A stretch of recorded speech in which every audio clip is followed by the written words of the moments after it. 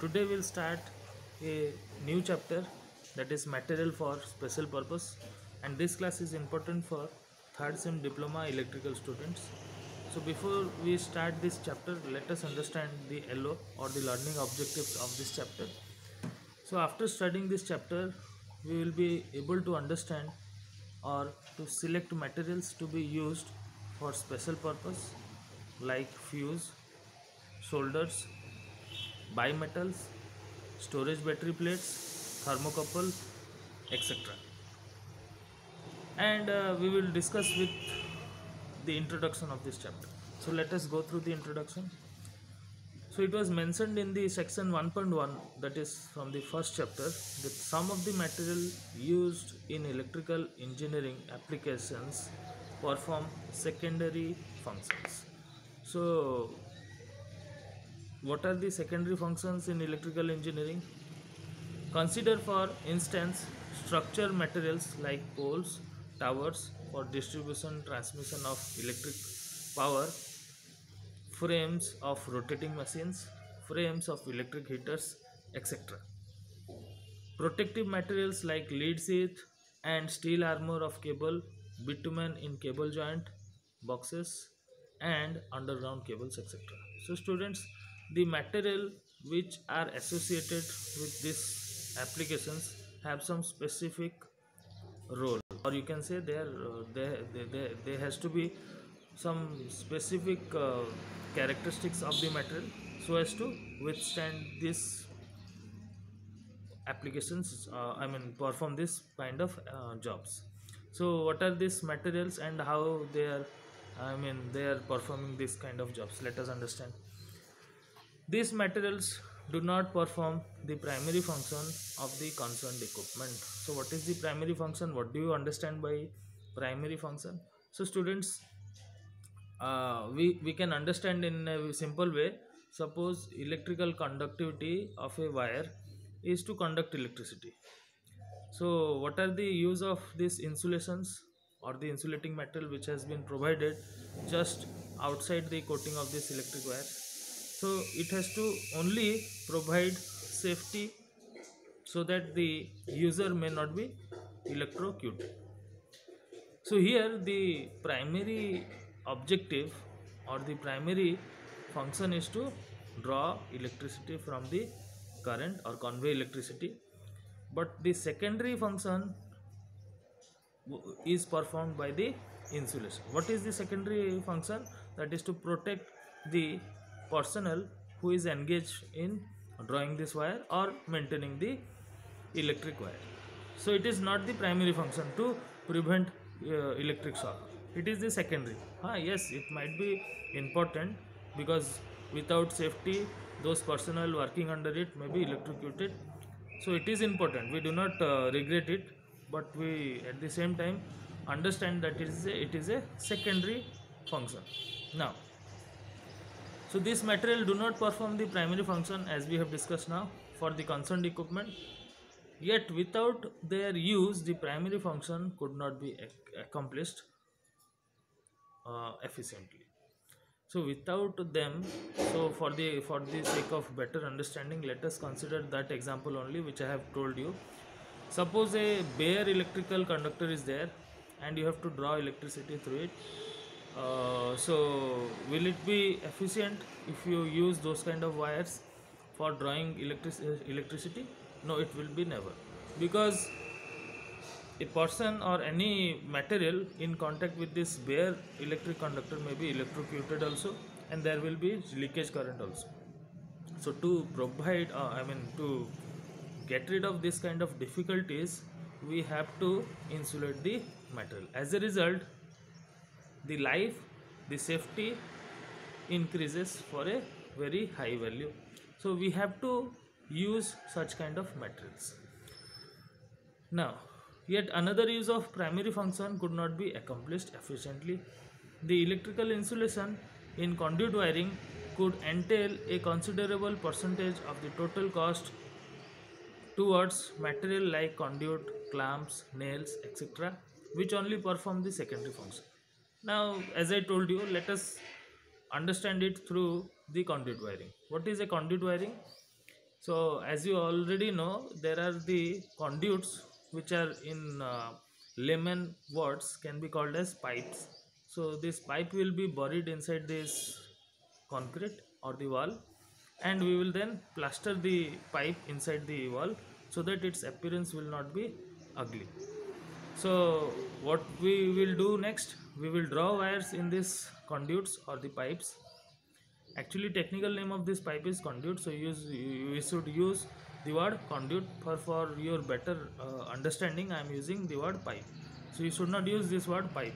Okay, so through this wire we have to draw, through this conduit, I'm sorry, this is not wire, through the conduit we have to draw wires by the help of fishing.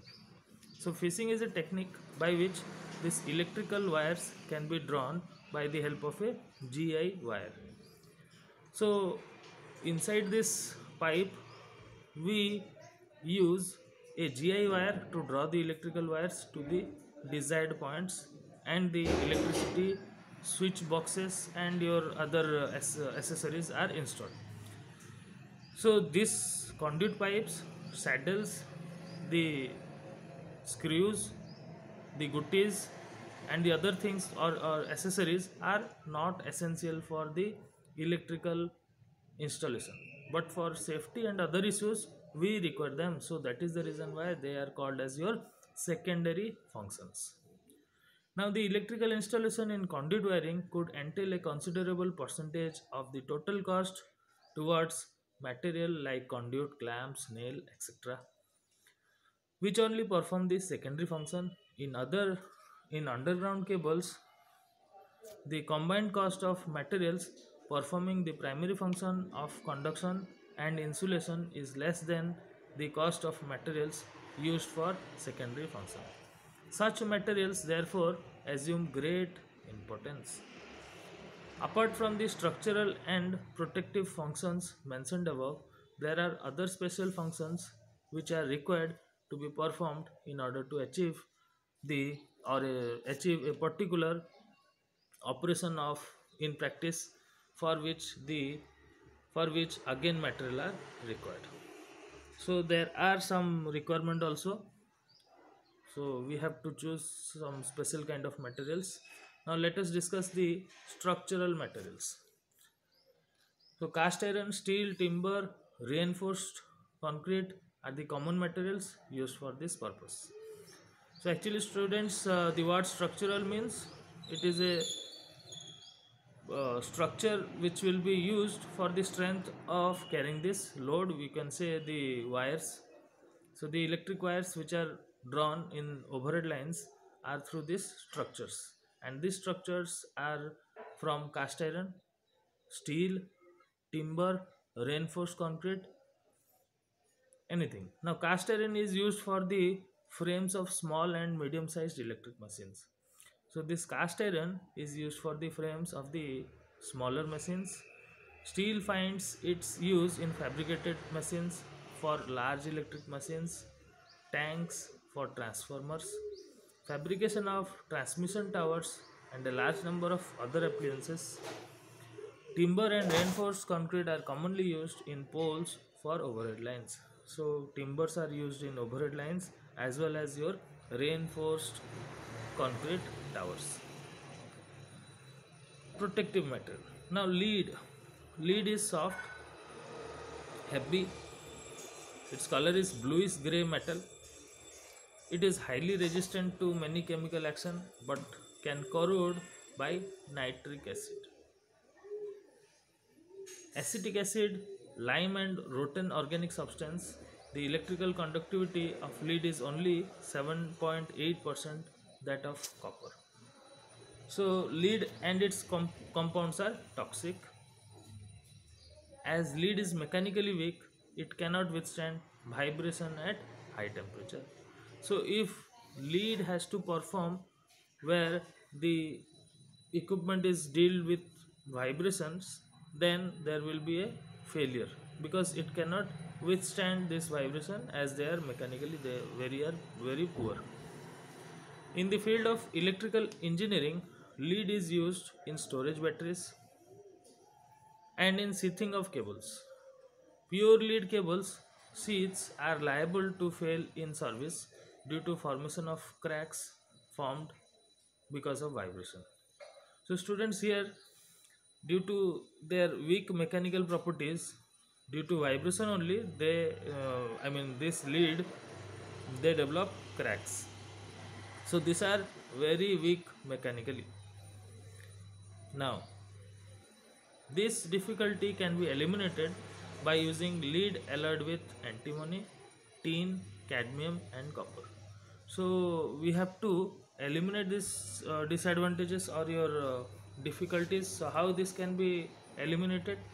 So by alloying them with antimony, tin, cadmium and copper, this weak mechanical properties can be overcome.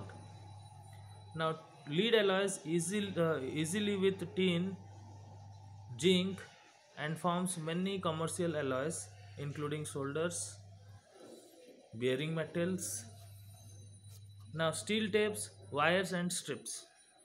Steel tapes, wires and strips are commonly used as protective material for mining cables, underground cables, weatherproof cables.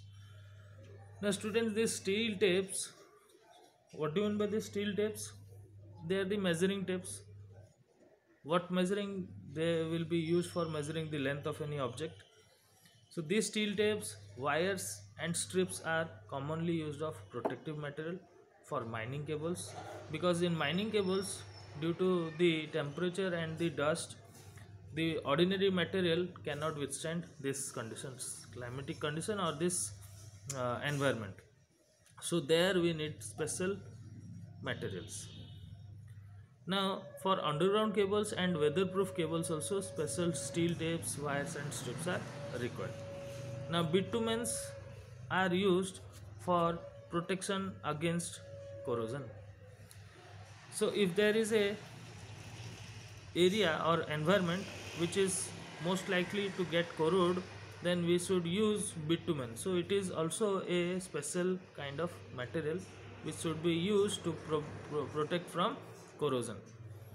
Now what are the other materials? Let us discuss thermocouple materials. Now when two different metals or two wires of different metals are joined together, an EMF exists. So students, if we will join two different metals or wires, what will happen? There will be an EMF exist across the junction, which is independent of the type of metals or alloys used, and also directly proportional to the temperature of the junction, which will be directly proportional to the temperature of junction. When one tries to measure this EMF, more junctions are to be made, which also will give rise to EMF. When all the junctions are at the same temperature, the resultant EMF will not be zero. Now the resultant EMF is proportional to the temperature difference of the junction and is called thermoelectric EMF. So it is very important as far as your bit questions are concerned, because in 2-mark questions you will find such definitions like thermoelectric EMF. So what are thermoelectric EMF? The resultant EMF is proportional to the temperature difference of the junction and is called thermoelectric EMF. The EMF produced by a thermocouple is very small, but it can be measured with reasonable accuracy by a sensitive moving coil multi or millivoltmeter, which can be calibrated in terms of temperature. As mentioned earlier, thermocouples are made of different materials. The material to be used will depend upon the range of temperature to be measured. Now in our next class we will discuss about the material used for thermocouples, that is cold junction at 10 degrees centigrade. We will also discuss about the bimetals and soldering materials, solders, fluxes and aluminum cable joints. So these are the topics which we will discuss in our next class. So thank you students for watching.